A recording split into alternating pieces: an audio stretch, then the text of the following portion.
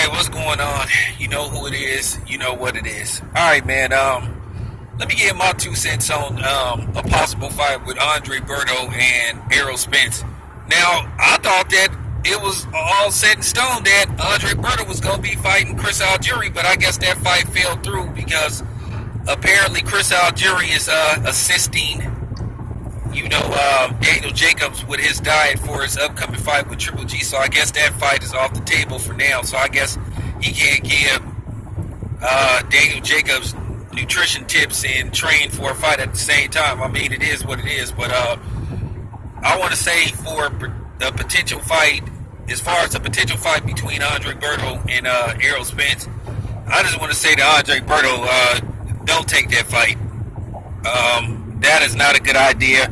Errol Spence will make you quit boxing forever. Not only will he make you quit in the ring, he'll make you quit boxing forever. I don't want to see Andre Berto take a savage beating via the hands of Errol Spence. Errol Spence will annihilate Andre Berto within probably 4 rounds at best. Andre Berto doesn't last 4 rounds with Errol Spence. He will annihilate him. He will destroy him. And I don't want to see that happen to Andre Berto. I know everybody's ducking Errol Spence, but I don't want to see Andre Berto take a fight like that. Not at this stage in his career. I want to see Berto, just do what he do best. Just, fight B-level competition or A- competition. Keep winning and, make your money and then eventually, bow out of boxing. That's pretty much it. I mean, it is what it is, man. It's levels to this shit, and Berto is nowhere near the level where Errol Spence is. It wouldn't even be, I'm serious, it wouldn't even be a competitive fight. Now, Manny Pacquiao, I would love for him, to get in the ring with Errol Spence. And I know people going to say, oh, well, you're being a hypocrite because you're saying Andre Berto shouldn't fight, Errol Spence, but Manny Pacquiao should. And I'll tell you why. Because people are still saying that Manny Pacquiao is the best 147-pounder. That's why. We know Andre Berto isn't the best 147-pounder, but we're saying this about Manny Pacquiao. Then there's this thing that, people are insisting that Manny Pacquiao throughout his whole career fought everybody. And he never ducked anybody, which is complete bullshit.